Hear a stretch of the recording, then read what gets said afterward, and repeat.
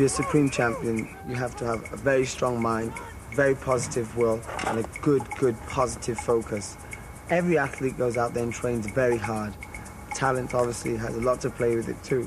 But when we're all on the line, and there's 8 great athletes on the line, it does all boil down to the strength of the mind, the will of the body, and the way you're going to go and determine what's going to happen in the end. To me, the hurdles are the enemy. They stopped me from getting down that track in under 12 seconds. Weren't there, I could go under 110 meters in under 12 seconds. So they're my main competitors, and I hate them more than anything or anybody else on that track at that period of time. When I think the time comes to hit ultimate speed, it's quite a strange feeling, because I know when I'm running at my fastest when I feel out of control.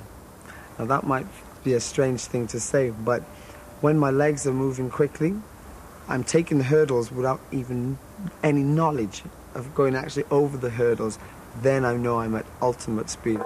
It's somebody else taking over, running my body, running my legs, and running the distance.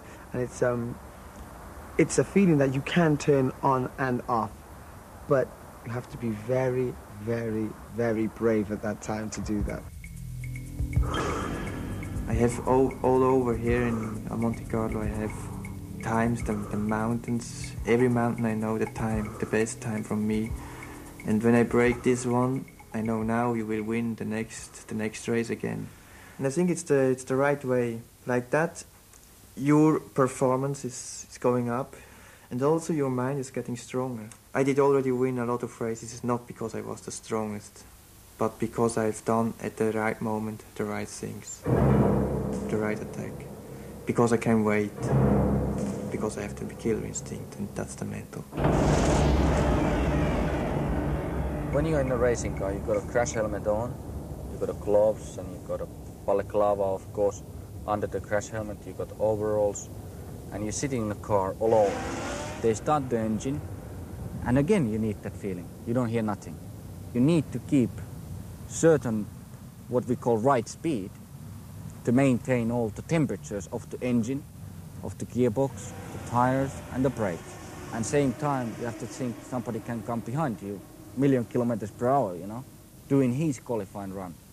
Which means you have to be all the time aware what's going on. You have to be like a bird, you know, to look top of the car, what's going on, who is behind you, who is front, who is in a car. You have to be like a bird to see not only your hands holding the steering, you know, your knuckles completely white. That's not the idea. You have to be...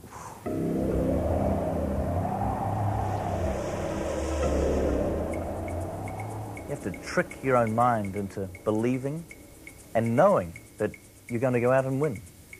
And once you start believing yourself, others will see that confidence and they'll start to expect, firstly, you to win, but more importantly, they must lose.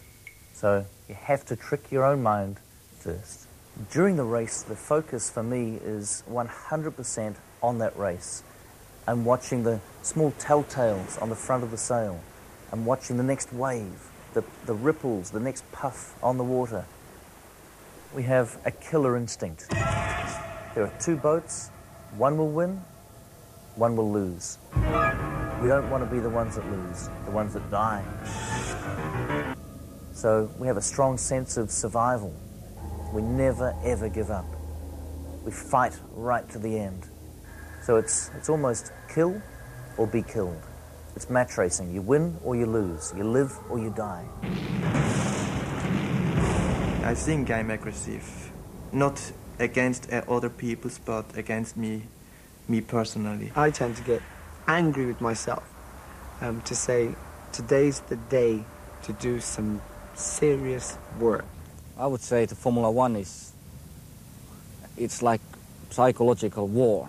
We have to have negative feelings towards the other boat because if we don't, we'll feel sorry for them. Maybe they'll beat us. It's almost like overkill. We do a lot more than is necessary to win. You don't think you are the best. You don't look in the mirror and say, hey, I'm the king, I'm the best. Which means that doesn't work. I think the fear of losing is what the key thing is great performances for me now. I don't fear losing, but I fear losing with an excuse. Once you've cleared all the barriers, you can run to the line, the danger's over, and then you can switch back to normal thinking. The mind is the last 10%, but every professional rider who is in the peloton, they are going so strong, and then finally we have nearby the same strengthness and the same power in the legs, and for that these last 10% are getting very important. The difference between winning and losing is in your mind. For me, the winning is done long before the race course. In the morning, I wake up, get out of bed, and know the race is won. Because already the race is won in my mind. And I think it's anything, whatever you do, whatever sport you do, if you really want it hard to win, you can do it.